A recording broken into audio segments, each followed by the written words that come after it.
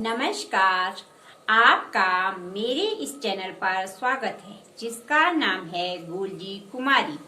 मैं अपने इस चैनल पर मिस्टर रॉबर्ट कियोसाकी द्वारा लिखी गई book rich dad poor dad के वीडियो बना रही हूँ।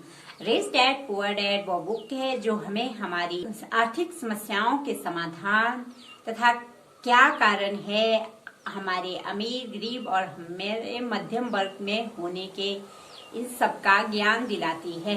आज मैं अध्याय नंबर 4 और सबक नंबर 4 के भाग 2 का वीडियो बना रही हूँ।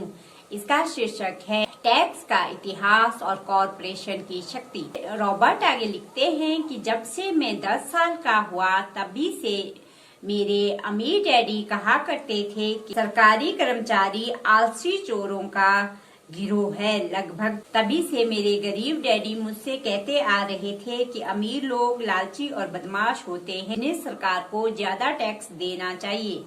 दोनों ही विचारों के पक्ष में उपयुक्त तर्क दिए जा सकते हैं। मेरे लिए यह बहुत मुश्किल था कि शहर के बहुत बड़े पूंजीपति के लिए काम करने के बाद एक ऐसे पिता के पास लौटूं जो एक सरकारी अफसर थे।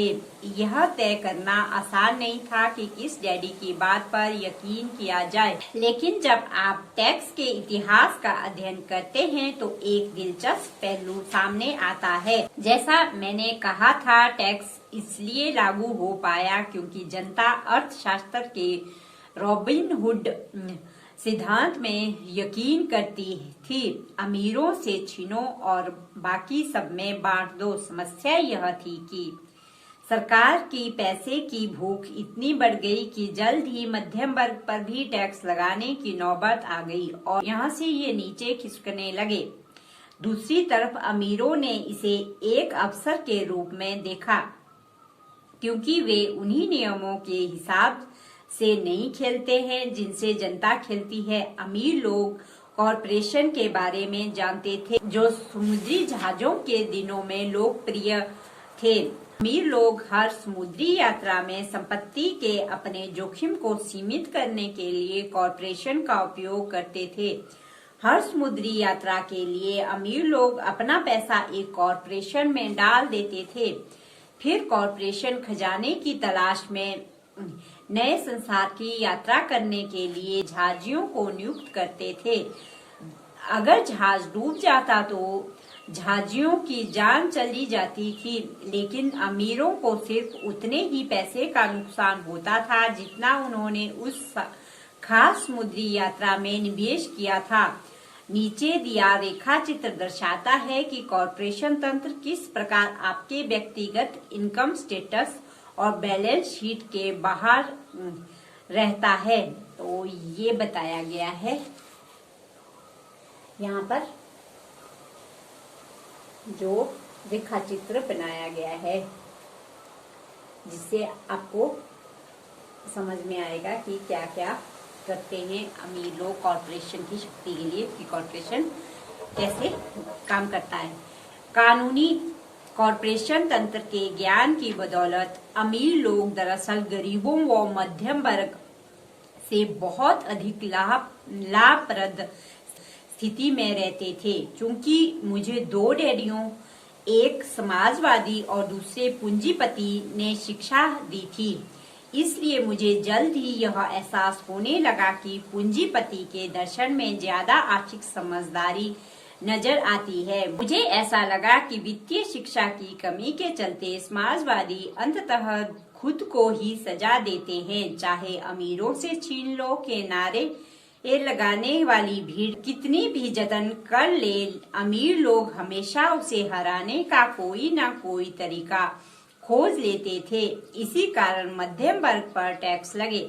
अमीर लोगों ने बुद्धिजीवियों से ज्यादा चतुराई सिर्फ इसलिए दिखाई क्योंकि वे पैसे की शक्ति को समझते थे, एक ऐसा विषय जो स्कूलों में नहीं पढ़ाया जाता। अमीर लोगों ने बुद्धिजीवी वर्ग को किस तरह हराया? अमीरों से छीन लो टैक्स जब एक बार पारित हो गया तो सरकारी तिजोरी में पैसा आने लगा।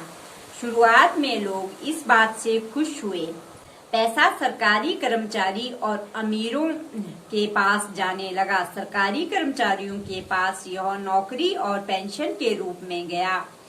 अमीरों के पास यह उनकी फैक्ट्रियों के जरिए मिले सरकारी अनुबंधों से आया। सरकार के पास ढेर सारे पैसे थे, लेकिन समस्या उसके वित्तीय प्रबंधन की थी। हर सरकारी विभाग का लक्ष्य होता है कि उसे जो पैसा आवंटित किया गया है वह बचना नहीं चाहिए, बल्कि पूरा खर्च होना चाहिए।